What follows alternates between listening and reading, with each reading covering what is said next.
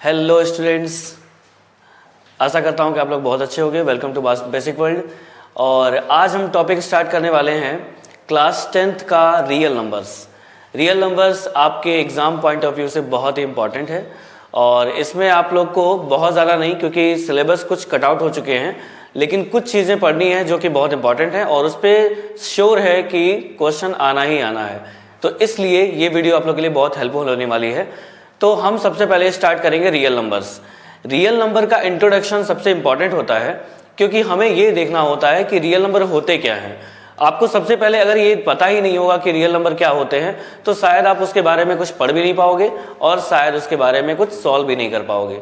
तो सबसे पहले मैं ये आपको बताऊंगा कि रियल नंबर होते कौन से हैं। रियल नंबर दुनिया में जितने भी नंबर्स हैं सबको बोला जाता है। मतलब आपने अभी तक बचपन से लेके आज तक जितने भी नंबर्स के बारे में पढ़ा है वो सब के सब रियल नंबर्स होते हैं। लेकिन रियल नंबर में भी उनकी कैटेगरीज के हिसाब से उनको अलग अलग नाम से जाना जाता है। तो देखिए, सबसे पहले रियल नंबर वो होंगे जिनको आप नंबर लाइन पे प्लॉट कर सकते हैं। नंबर लाइन क्या होती है? नंबर लाइन एक ऐसी स्ट्रेट लाइन होती है जिसमें मिडिल में आपको 0 मिलेगा, इसके राइट साइड में आपको पॉजिटिव नंबर्स मिलेंगे as like 1 2 3 4 and so on. और ये आपने देखा यहाँ पे सिंबल लगा हुआ है, इस सिंबल को बोलते हैं इनफाइनाइट या इन्फिनिटी। इन्फिनिटी का मतलब है कि ये जो है ये आगे तक बढ़ता जाएगा, इसकी कोई एंड नहीं होती है। एंडलेस, जो एंडलेस वर्ड होता है उसी को इनफाइनाइट बोलते हैं। तो इसमें जो नंबर होते हैं ये पॉजिटिव होते हैं। मतलब आप जब राइट साइड में बढ़ेंगे नंबर लाइन के तो आपको पॉजिटिव नंबर्स मिलेंगे, और जब आप लेफ्ट साइड में जाओगे तो यहाँ पे आपको नेगेटिव नंबर्स मिलने वाले हैं। तो ये जो नंबर्स होते हैं ये -1, -2, -3, -4 एंड सो ऑन, और ये माइनस इनफाइनाइट तक जा रहा है। इसका मतलब ये है कि नंबर लाइन एक कलेक्शन ऑफ नंबर्स होता है जिसमें एक साइड पे माइनस इनफाइनाइट और एक साइड पे प्लस इनफाइनाइट होता है और उसके मिडिल में हमें मिलता है 0। तो जो ये 0 होता है ये भी एक इंपॉर्टेंट नंबर होता है, जो एक बॉर्डर लाइन होती है नेगेटिव और पॉजिटिव के बीच में। अगर हम नेगेटिव से पॉजिटिव की तरफ जाते हैं तो बीच में 0 मिलेगा, अगर हम पॉजिटिव से नेगेटिव की तरफ जाते हैं तो भी हमें 0 मिलेगा। इसका मतलब ये है कि ये एक बॉर्डर लाइन होती है, ठीक है। इसको बोलते हैं नंबर लाइन। नंबर लाइन में जो नंबर्स आपको दिखाई देते हैं, मतलब जो बड़े बड़े नंबर्स होते हैं जिनके बारे में आप जानते हो शुरुआत से, वो सब के सब कहलाते हैं इंटीजर्स। इंटीजर्स का मतलब ये होता है कि जो आपको नंबर लाइन पे दिखाई देते हैं, लेकिन ऐसे भी बहुत सारे नंबर होते हैं जो नंबर लाइन पे हमें दिखते नहीं है। सबसे पहली चीज आपको ये फैक्ट याद रखना है कि दो नंबर के बीच में इनफाइनाइट नंबर्स होते हैं। मतलब किसी भी दो नंबर के बीच में अगर आप नंबर को सर्च करेंगे तो आपको इनफाइनाइट नंबर्स मिलेंगे। तो ये जो इनफाइनाइट नंबर्स होते हैं ये इनके बीच में होते हैं, किसी भी दो सक्सेसिव नंबर के बीच में होते हैं, ठीक है। तो अगर दो नंबर के बीच में आपको इनफाइनाइट नंबर्स मिल रहे हैं, इसका मतलब ये है कि आप कोई भी दो नंबर उठा लीजिए, इसके बीच में जो नंबर्स मिलेंगे उनको बोलते हैं फ्रैक्शनल नंबर्स, या फिर जो हमारे रैशनल नंबर होते हैं जिनको p/q के फॉर्म में लिखा जाता है। तो जो p/q के फॉर्म में होते हैं, जैसे आपने पढ़ा है 3/5, 4/7, ये सब p/q के फॉर्म के नंबर है। ये सब फ्रैक्शंस होते हैं। फ्रैक्शन का मतलब होता है किसी बड़े का छोटा सा पार्ट। मतलब अगर मान लीजिए कि आपने एक बॉक्स लिया और उसको कई पार्ट्स में काट दिया तो उसका एक पार्ट उसका एक फ्रैक्शन कहलाता है। तो अगर मान लीजिए कि आपने 0 और 1 के बीच में दो नंबर्स को ले लिया, 0 और 1, इसके बीच में आपने मान लीजिए 1/2 ले लिया, तो 1/2 जो नंबर है वो एक फ्रैक्शन है। किसका? 0 और 1 के बीच का। तो फ्रैक्शन का मतलब होता है दो नंबर्स के बीच का नंबर, और ये फ्रैक्शन जो होगा वो इनके बीच में होगा और ये दिखाई भी नहीं देगा आपको, क्योंकि जब हम नंबर लाइन पे नंबर्स को प्लॉट करते हैं तो सिर्फ हम इंटीजर्स की बात करते हैं और फ्रैक्शन की बात नहीं करते हैं। लेकिन रियल नंबर जो होता है वो सारे नंबर्स का एक कलेक्शन है। ये एक बहुत बड़ा कलेक्शन होता है जिसमें आपको सारे नंबर्स को देखना होता है। रियल नंबर एक ऐसा नंबर होता है जो आप नंबर लाइन पे प्लॉट करेंगे और उसके बारे में आप कैलकुलेट भी करेंगे। मतलब 1 और 2 के बीच में बहुत सारे नंबर आएंगे, लेकिन कितने नंबर आएंगे? तो आपको हमेशा ये याद रखना है कि दो नंबर्स के बीच में इनफाइनाइट नंबर्स होते हैं। इनफाइनाइट का मतलब ये होता है कि आप उसके नंबर को फाइंड करते जाएंगे और वो कभी खत्म नहीं होगा। आपको नंबर मिलते जाएंगे, हर बार नया नंबर मिलेगा और ये कभी भी खत्म नहीं होगा। क्योंकि नंबर्स की कैलकुलेशंस खत्म नहीं होगी, तो आपको नया नंबर हर बार मिलता रहेगा। तो हर बार मिलने का मतलब ये है कि हर बार नया नंबर मिलेगा।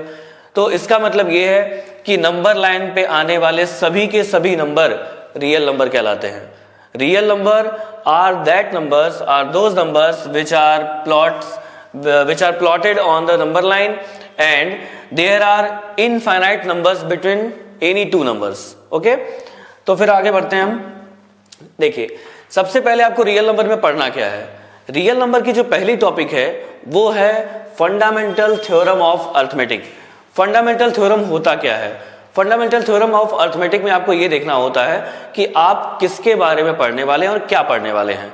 तो देखिए, फंडामेंटल थ्योरम होती क्या है, उसको जानने से पहले हम पहले कुछ नंबर्स के बारे में पढ़ेंगे। जैसे पहला है कंपोजिट नंबर और दूसरा है को प्राइम नंबर्स। लेकिन इन दोनों से पहले भी आपको एक नंबर के बारे में जानना बहुत जरूरी है और वो होता है प्राइम नंबर्स। तो प्राइम नंबर्स क्या होते हैं? देखिए, प्राइम नंबर वो होते हैं जिनका कोई भी फैक्टर नहीं होता है। मतलब ये है कि प्राइम नंबर ऐसे नंबर होंगे जो सिर्फ और सिर्फ खुद से ही डिविजिबल होते हैं और 1 से डिविजिबल होते हैं। सबसे पहला जो प्राइम नंबर आता है नंबर लाइन पे वो होता है 2, जो कि लीस्ट इवन नंबर है, जो कि प्राइम है।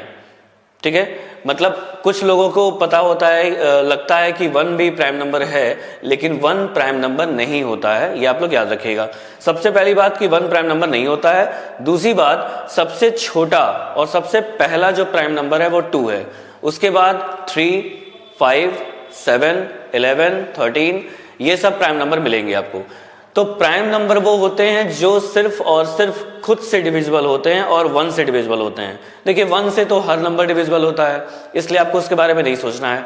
तो अगर आपको कोई नंबर मिल गया, मान लीजिए आपको 36 मिल गया।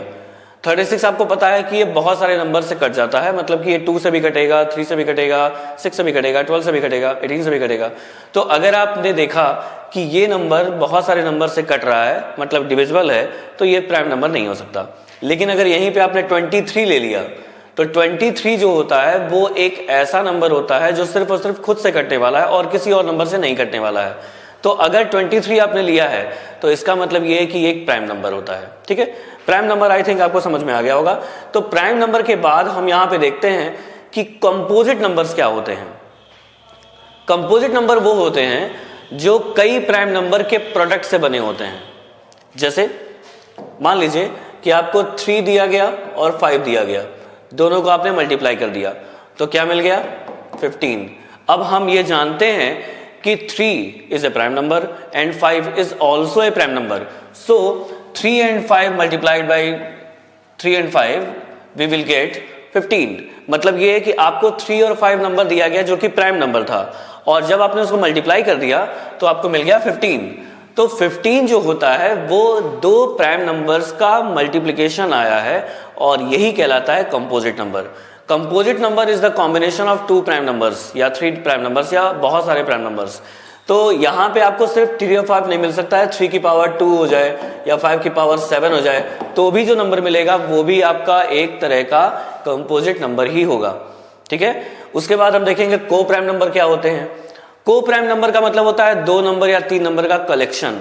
जैसे मान लीजिए कि एक 19 आपने ले लिया और एक 23 ले लिया, इन दोनों के बीच में कुछ भी कॉमन नंबर नहीं है, कोई भी कॉमन नंबर नहीं है, लेकिन यहां पे दोनों में कॉमन नंबर 1 है, क्योंकि 19 का अगर हम फैक्टर बनाएंगे तो हमें मिलेगा 1 into 19।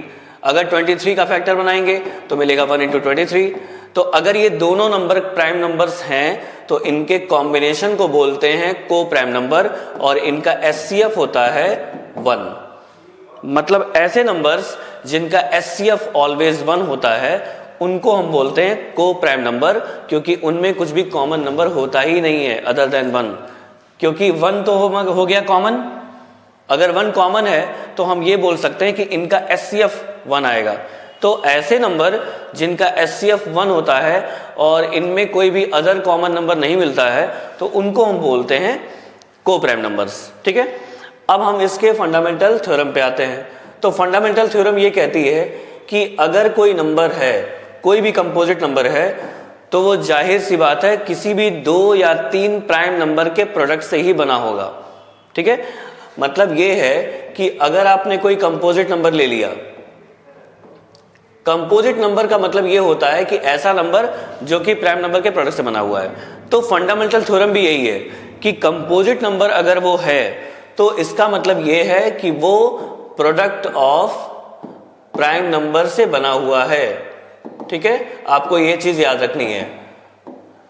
Product of prime number का मतलब ये है कि अगर हमने कोई कंपोजिट नंबर लिया तो उसको जब हम फैक्टर करेंगे, उसका जब फैक्टराइजेशन करेंगे तो हमें बहुत सारे प्राइम नंबर्स का प्रोडक्ट मिलेगा। मतलब सीधी बात ये है कि वो प्राइम नंबर के प्रोडक्ट से ही बनता है।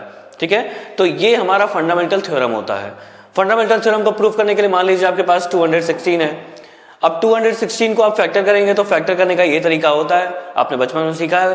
तो 2 1 जा 2, 2 8 जा 16, 2 5 जा 10, 2 4 जा 8, 2 2 जा 4, 2 7 जा 14, 3 9 जा, 3 3 जा और 3 1 जा। तो हमें मिल गया 2 3 टाइम्स और 3 3 टाइम्स, और 2 और 3 प्राइम नंबर होते हैं। इसका मतलब 216 is the combination of 2 and 3 and their larger numbers, मतलब देयर लार्जर पावर्स। मतलब यहाँ पे 2 और 3 का जो पावर है वो तो लगा ही हुआ है, लेकिन नंबर तो 2 और 3 ही है। 2 और 3 के अलावा और कोई नंबर है नहीं, और 2 और 3 are the prime numbers. So we can say that कि ये जो 216 है ये कंपोजिट नंबर है जो कि 2 और 3 जैसे प्राइम नंबर से बना हुआ है। ओके, चलिए हम आगे बढ़ेंगे। नेक्स्ट स्टेप को इस चैप्टर में ये पढ़ना है कि आप एचसीएफ और एलसीएम फाइंड कैसे करोगे। देखिए, इस चैप्टर में जो क्वेश्चंस आते हैं वो एचसीएफ एलसीएम इन्हीं सब से आते हैं।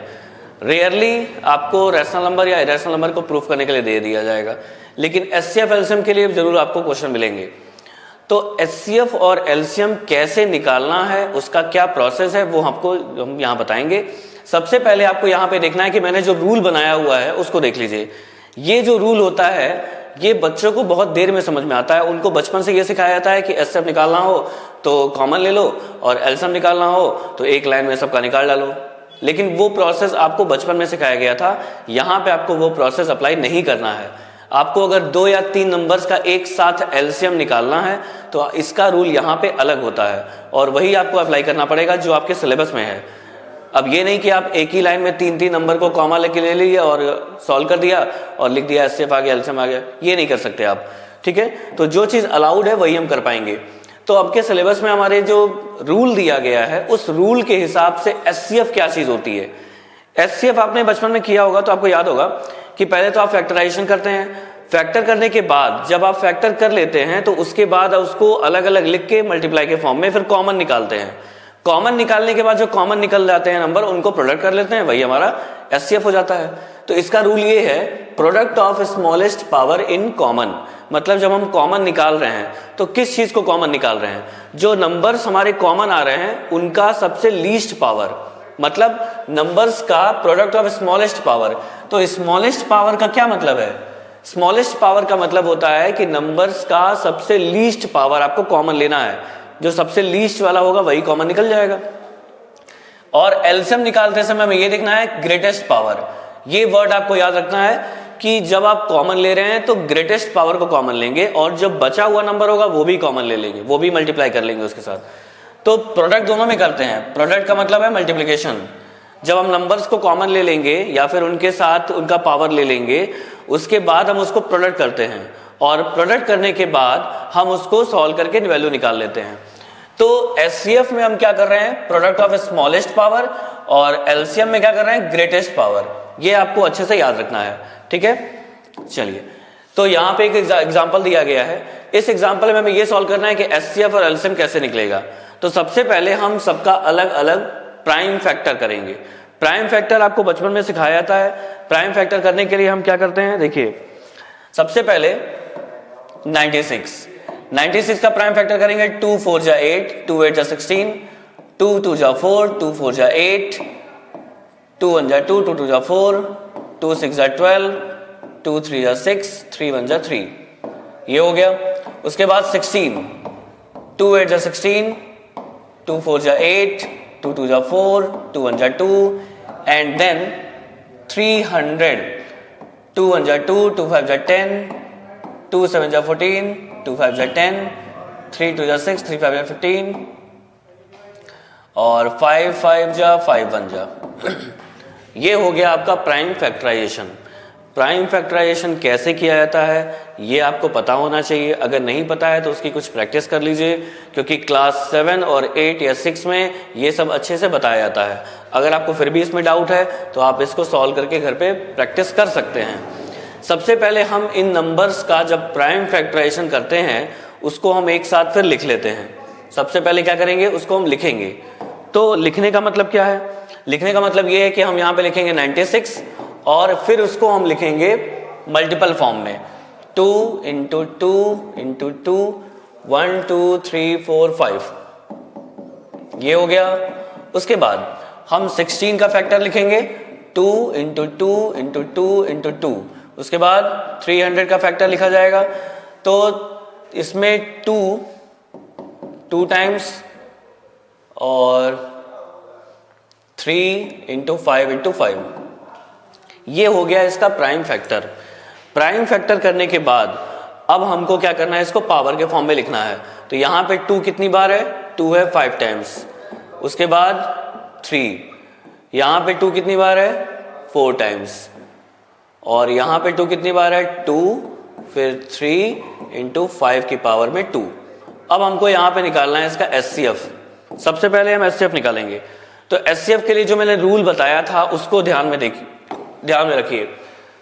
एचसीएफ के लिए रूल जो बताया है उसमें लिखा गया है स्मॉलेस्ट पावर।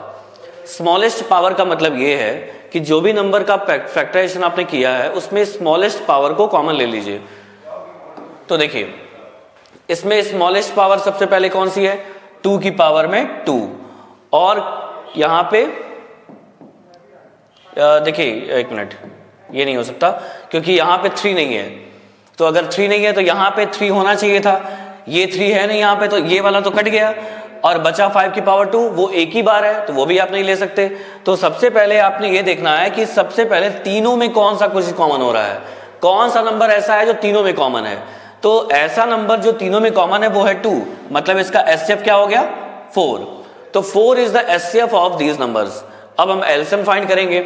एलसीएम में क्या करते हैं? देखिए एलसीएम में हम क्या करते हैं? Product of greatest powers. Greatest power का मतलब ये होता है कि आप जो नंबर का फैक्टराइजेशन किए हैं उसमें बड़ी बड़ी पावर को चूज कर लीजिए। अगर तीनों नंबर की सबसे बड़ी पावर है तो वो ले लीजिए। तो सबसे पहले हम क्या करेंगे? बड़ी पावर को चूज करेंगे। तो सबसे पहले यहां पे देखिए एलसीएम। एलसीएम कैसे निकलेगा? एलसीएम में लेने के लिए सबसे बड़ी पावर इसमें से कौन सी है? 2 की पावर में 5। उसके बाद यहां पे 3 जो है, जो बचे हुए नंबर होते हैं उनको भी लिया जाता है। तो ये 3 बच गया और 5 की पावर में 2 भी बच गया। ये तीनों नंबर हम मल्टीप्लाई करेंगे तो ये हो जाएगा 32 इंटू 3 इंटू 25। तो 32 इंटू 75। ठीक है, 32 और 75 को मल्टीप्लाई कर लेंगे। 32 इंटू 75, 5 2 जा 10, 5 3 जा 15, 7 2 जा 14, 3 और 24। ये आ गया 2400। This is the LCM of 3 numbers. तो ये जो प्रोसेस मैंने आपको बताया है इसी प्रोसेस से आपको हर क्वेश्चन सॉल्व करना है। मतलब ये है कि आपको जितने भी क्वेश्चंस मिलेंगे उसमें आपको यही प्रोसेस अप्लाई करना है for finding HCF and LCM. तो एक और क्वेश्चन करेंगे जो कि बोर्ड में आया हुआ क्वेश्चन है, उसी टाइप का मैं करवा रहा हूं आपको क्वेश्चन। तो इस क्वेश्चन में आपको ये करना है कि आपको बताना है एचसीएफ और एलसीएम क्या होगा। सबसे पहले मान लीजिए कि एक नंबर दिया गया है p²q, एक दिया गया है p³ और q², और एक नंबर दिया गया है p⁴ और q। ये q³ कर दीजिए। ये 3 नंबर्स आपको दिए गए हैं जिसमें आपको एचसीएफ और एलसीएम दोनों बताना है। तो सबसे पहले देखिए क्या करते हैं। सबसे पहले हम तीनों को लिखेंगे। पहला नंबर है p²q, दूसरा नंबर है p³ और q², तीसरा नंबर है p4 और q³। अब आपको निकालना है एचसीएफ। तो एचसीएफ में क्या करते हैं? तीनों में जो लीस्ट पावर वाला होगा उसको ले लिया जाएगा। तो तो इन तीनों में p की पावर सबसे कम किस में है, इसमें, तो ये p स्क्वायर बाहर निकल गया, इनटू इसमें q की सबसे कम पावर किस में है, q वाली, तो ये हो गया हमारा HCF। ठीक है, सबसे कम पावर वाला ले लिया दोनों में, वो हो गया हमारा HCF। ठीक है, अब एलसीएम निकालेंगे। एलसीएम में हम क्या करते हैं, एलसीएम में जो बड़ी पावर वाली होती है नंबर वो लिया जाता है। तो सबसे बड़ी पावर किसकी है, p की पावर 4, और इसमें सबसे बड़ा पावर किसका है, q की पावर 3। ये हो गया इसका एलसीएम। ठीक है, तो HCF और एलसीएम निकालने का सिंपल सा यही फंडा होता है, ये आपको याद रखना है। ठीक है, आई थिंक आपको समझ में आया होगा। अब आगे बढ़ते हैं। एलसीएम और HCF के बीच में एक बहुत इंपॉर्टेंट रिलेशन होता है। मान लीजिए आपको दो नंबर दिए गए हैं और उसको HCF और एलसीएम से सॉल्व करना है। मतलब ये है कि आपको दो नंबर दिए जाएं और उसका एलसीएम और HCF फाइंड करना हो, या फिर दो नंबर का एलसीएम एलसीएम दिया हो और एक नंबर दिया हो तो वो सॉल्व करना हो। तो आपको ये पता होना चाहिए कि दो नंबर्स के एलसीएम HCF और उन दोनों नंबर के बीच में क्या रिलेशन होता है। तो सबसे इंपॉर्टेंट फॉर्मूला ये है, इस फॉर्मूले को आपको हमेशा याद रखना है और इस फॉर्मूले के हिसाब से ही, इसके ऊपर ही आपको एक क्वेश्चन मिला हुआ है, इसको सॉल्व करना है। सबसे पहले इस फॉर्मूले को समझिए। इसमें आपको दो नंबर का एलसीएम और HCF दिया जाएगा। मान लीजिए कोई दो नंबर्स हैं A एंड B, दो नंबर हैं, कोई भी दो नंबर हो सकते हैं A और B। ये दो नंबर ऐसे हैं जिनका एलसीएम और HCF आपको पहले से पता है। तो एलसीएम और HCF अगर हमने फाइंड कर लिया है तो उनका जो प्रोडक्ट होगा वो उन दोनों नंबर के प्रोडक्ट के बराबर होगा। मतलब यहां पे अगर हम सिंबॉलिक फॉर्म में लिखें तो LCM into HCF equal to हो जाएगा AB। AB का मतलब product of these two numbers. मतलब आपको दोनों नंबर को मल्टीप्लाई करना है तो जो दोनों का प्रोडक्ट आएगा दोनों नंबर्स का, वो एलसीएम और HCF के प्रोडक्ट के बराबर आएगा। ठीक है, आपको ये जानना है। तो ये जो रिलेशन होता है यही हम क्वेश्चन को सॉल्व करने के लिए फाइंड करते हैं, लगाते हैं। तो देखिए एक क्वेश्चन दिया गया है, इस क्वेश्चन में HCF की वैल्यू दिया है 145 और एलसीएम की वैल्यू दिया है 2175 और कोई एक नंबर उसमें से एक दे दिया है 725। आपको B की वैल्यू फाइंड करनी है। तो हम सिंपलेस्ट फॉर्म में करेंगे इसको। सबसे पहले ये फॉर्मूला हम अप्लाई करेंगे। ठीक है, ये जो फॉर्मूला है यही हम अप्लाई करेंगे। तो अगर हमें एलसीएम दे दिया है, HCF दे दिया है और A और B में से कोई एक नंबर फाइंड करना है तो हम B की वैल्यू निकाल सकते हैं। B इक्वल टू हो जाएगा एलसीएम इंटू HCF अपॉन में A। अब हमको एलसीएम की वैल्यू दिया गया है 2175 एंड HCF की वैल्यू क्या दिया है 145 अपॉन में A की वैल्यू 725। इसको हम सॉल्व करेंगे और B की वैल्यू फाइंड कर लेंगे।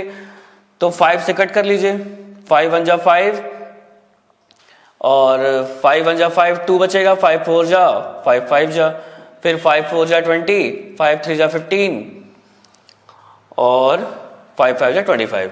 अब देखिए 145 यहां भी आ गया, 145 यहां भी आ गया, तो ये कट गया, बच क्या गया 435। This is the second number.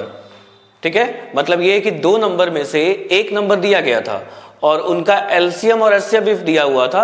आपने क्या किया, वो सेकंड नंबर फाइंड कर लिया जो नहीं पता था। ठीक है, तो इस रूल से, ये जो रूल है LCM into HCF equal to product of two numbers, इस रूल से आप किसी भी नंबर को फाइंड कर सकते हैं अगर उसका एलसीएम HCF दिया है और कोई एक नंबर दिया है। तो कभी कभी क्वेश्चंस में ये दे देता है कि प्रोडक्ट दिया रहेगा, एलसीएम दिया रहेगा, HCF निकाल दीजिए। तो ये भी हो सकता है, प्रोडक्ट दिया हो पहले से और एलसीएम दिया रहेगा, HCF निकालिए, या फिर एलसीएम HCF दिया रहेगा, एलसीएम निकाल लीजिए। तो कोई भी एक चीजें अननोन कर देगा, वो आपको फाइंड करना रहेगा। ठीक है, अब आगे बढ़ते हैं रियल नंबर की तरफ। देखिए एलसीएम और HCF का जो टॉपिक है वो बहुत ज्यादा बड़ा नहीं है, लेकिन क्वेश्चंस आते हैं, ये श्योर शॉट है। तो अगर आपको एलसीएम और HCF में कोई प्रॉब्लम होती है तो आप दोबारा से कंसल्ट कर सकते हैं, कमेंट कर सकते हैं। इसमें देखिए रियल नंबर का जो एक ग्रुप होता है पूरा का पूरा, वो मैंने यहाँ पे चार्ट वाइज आपको दिखाने की कोशिश किया है। रियल नंबर जो होते हैं वो नंबर लाइन पे प्लॉट किए जाते हैं। मतलब नंबर लाइन पे जो भी नंबर प्लॉट कर सकते हैं वो सब के सब रियल नंबर होते हैं। दुनिया में जितने भी टाइप के नंबर बने हैं सबके सब रियल नंबर हैं। लेकिन रियल नंबर की कैटेगरीज होती हैं। तो रियल नंबर को बेसिकली जिन कैटेगरीज में डिवाइड किया गया है वो हम यहाँ पे बताएंगे। सबसे पहले रियल नंबर का जो सबसे बड़ा कैटेगरी है वो है रैशनल नंबर। देखिए रियल नंबर बेसिकली दो ब्रॉड कैटेगरी में बटा हुआ है, एक रैशनल नंबर और दूसरा इरैशनल नंबर। रैशनल नंबर वो होते हैं जिनको p बाई क्यू के फॉर्म में लिखा जा सकता है और यहां पे q नॉट इक्वल टू 0 होना चाहिए, ये इसकी कंडीशन होती है। मतलब आपका जो नंबर है वो ऐसा नंबर है जो p बाई क्यू के फॉर्म में लिखा जाएगा और उसमें जो डिनोमिनेटर वाला नंबर होगा वो 0 के इक्वल नहीं होना चाहिए, ठीक है, क्योंकि 0 हो जाएगा तो वो पूरी वैल्यू इन्फिनिटी हो जाएगी और वैल्यू फाइंड नहीं हो पाएगी। सबसे पहला जो टॉपिक आता है वो रैशनल नंबर होता है, मतलब इसकी पहली ब्रांच, जो सबसे पहली वाली ब्रांच है वो रैशनल नंबर होती है। दूसरी वाली ब्रांच इर्रेशनल नंबर होती है जो कि यहां आपको मिलेगी। तो रैशनल नंबर के ब्रांच में अगर देखा जाए तो रैशनल नंबर दो तरीके का होता है, लेकिन ये आया कहां से? सबसे पहला क्वेश्चन यही होता है कि कहां से आता है। तो मैंने जो बताया आपको ये इसी से आता है। ये p बाई क्यू का मतलब होता है कोई भी नंबर फ्रैक्शन में लिखा गया है। मतलब मान लीजिए 3/5 लिखा हुआ है तो इसको जब हम डिवाइड करेंगे तो 0.6 आएगा। 0.6 का मतलब है कि ये पूरी तरह से कट गया, और कटने का मतलब ये है कि अगर आपने उसको डिवाइड किया है तो ये इसके आगे नहीं जाएगा, 6 पे ही खत्म हो गया तुरंत, तो टर्मिनेट हो गया। टर्मिनेट होने का क्या मतलब होता है? टर्मिनेट का मतलब होता है खत्म होना। तो टर्मिनेटिंग का मतलब हो गया कि ऐसा डिवीजन जिसको डिवाइड करने के बाद आपने देखा तो वो कट गया, अब आगे नहीं बढ़ेगा। तो टर्मिनेटिंग नंबर्स वो होते हैं जिनको डिवीजन के बाद अगर हम देखें तो डेसिमल में तो आएगा लेकिन वो आगे नहीं जाएगा, वो तुरंत खत्म हो जाएगा। लेकिन कुछ ऐसे नंबर भी होते हैं जो डिवाइड करने पे खत्म नहीं होते हैं, बढ़ते ही जाते हैं। जैसे 10/3 है तो ये जो है 3.3333 बढ़ता ही जाएगा, ये कभी नहीं खत्म होगा। तो ऐसे नंबर वो होते हैं जो डिवाइड करने पे खत्म नहीं होगा, वो बार बार बढ़ेगा और इनफाइनाइट तक बढ़ता जाएगा। तो ऐसे नंबर को बोलते हैं नॉन टर्मिनेटिंग। मतलब रैशनल नंबर की कैटेगरी में आपने देखा तो rational number p by Q के फॉर्म में लिखा जाने वाला नंबर था, आपने उसको डिवाइड किया। जब डिवाइड किया तो ये देखा कि दो कैटेगरी मिल रही है, एक मिल रहा है टर्मिनेटिंग और एक मिल रहा है नॉन टर्मिनेटिंग। टर्मिनेटिंग वाले वो नंबर हो गए जो डिवीजन के बाद कट जा रहे हैं और खत्म हो जा रहे हैं, और नॉन टर्मिनेटिंग वाले वो हैं जो कट रहे हैं लेकिन खत्म नहीं हो रहे हैं, वो बढ़ते जा रहे हैं। मतलब डेसिमल में आपको कोई वैल्यू बार बार मिलती जाएगी। तो अब ये जो नॉन टर्मिनेटिंग होता है इसकी भी दो कैटेगरीज होती हैं। ये तो खत्म हो गया क्योंकि इसको आपने जान लिया खत्म हो गया ये तुरंत, लेकिन नॉन टर्मिनेटिंग भी दो कैटेगरी में डिवाइड होता है। जो नॉन टर्मिनेटिंग होते हैं उनमें हो सकता है कि जब आप डिवाइड कर रहे हैं तो कोई एक ही नंबर बार बार आए या फिर कोई एक नंबर का सेट बार बार आएगा, तो उसको बोलते हैं रिपीटिंग। मतलब नॉन टर्मिनेटिंग तो रहेगा ही, प्लस में वो रिपीटिंग भी रहेगा, बार बार वो नंबर को रिपीट करेगा, तब वो कहलाता है non terminating and repeating numbers. तो ये भी आपका रैशनल नंबर में ही आता है। लेकिन जो बगल की कैटेगरी है लिखी हुई है ये बहुत प्रॉब्लम क्रिएट करती है, क्योंकि ये ना ही नॉन टर्मिनेटिंग होती है, मतलब ना ही वो खत्म होगी और ना ही वो रिपीट करेगी, मतलब हर बार नया नंबर मिलेगा। इसका बेस्ट एग्जांपल है पाई। पाई का मतलब है 22/7। अगर इस रेशियो को आप डिवाइड करेंगे तो ये कभी खत्म भी नहीं होगा और ये हर बार नया नंबर देगा, मतलब बार बार कोई नंबर रिपीट नहीं करेगा।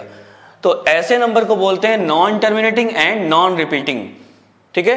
तो ऐसे नंबर जो डिवाइड करने पे खत्म भी नहीं होंगे और रिपीट भी नहीं करेंगे, तो ऐसे नंबर ही कहलाते हैं irrational number.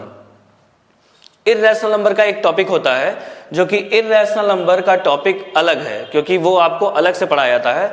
Irrational number basically वो होते हैं जो डिवाइड करने पे खत्म नहीं होंगे और रिपीट भी नहीं होंगे, लेकिन इसका जो एग्जाम्पल होता है जनरली वो रूट के नंबर्स को दिया जाता है।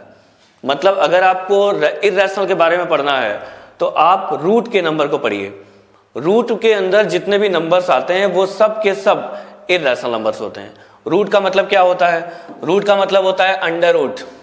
अंडर रूट का मतलब होता है पावर में 1/2, ठीक है। मतलब मान लीजिए x आपने कोई नंबर लिया और उसके ऊपर पावर में 1/2 आ गया तो वो अंडर रूट x लिखा जाएगा, ठीक है। लेकिन यहां पे भी दो कैटेगरी होती है कि अगर ये x ऐसा है कि वो स्क्वायर में है, मतलब किसी नंबर का वो स्क्वायर बन गया है, तो ये 2 से 2 कट जाएगा और ये बाहर आ जाएगा रूट से। तो ऐसा नहीं होना चाहिए। मतलब अगर वो रूट से बाहर आ गया तो वो रैशनल कैसे बनेगा, इर्रेशनल कैसे बनेगा? तो इर्रेशनल बनाने के लिए रूट होना चाहिए उसके बाद में। लेकिन देखिए अगर मान लीजिए आपने कोई नंबर लिया जैसे √5 है, √5 किसी का भी स्क्वायर नहीं है। 5 एक इंडिविजुअल एक नंबर है जो कि किसी का स्क्वायर नहीं होता है। तो ये √5 इर्रेशनल कहला जाएगा। लेकिन अगर यहीं पे रूट के अंदर 9 लिख दिया जाए तो 9 जो होता है वो 3 का स्क्वायर होता है, और अगर रूट के अंदर स्क्वायर वाला नंबर आ गया तो वो रूट से बाहर आ जाएगा, और अगर वो रूट से बाहर आ गया तो ये बन जाएगा रैशनल। तो रैशनल और इर्रेशनल के बीच में यही मेन डिफरेंस होता है कि वो रूट के अंदर होना चाहिए, और अगर रूट के अंदर है तो स्क्वायर में नहीं होना चाहिए। ठीक है, तो इर्रेशनल का छोटा सा टॉपिक था जिसको हम थोड़ा सा और आगे एक्सप्लेन करेंगे। अगर आपको वीडियो पसंद आई है तो लाइक करिएगा, सब्सक्राइब करिएगा और बेल आइकन को प्रेस कर दीजिएगा। वीडियो को शेयर करना मत भूलिएगा क्योंकि इससे दूसरों को भी हेल्प मिल सकती है। Okay, thank you.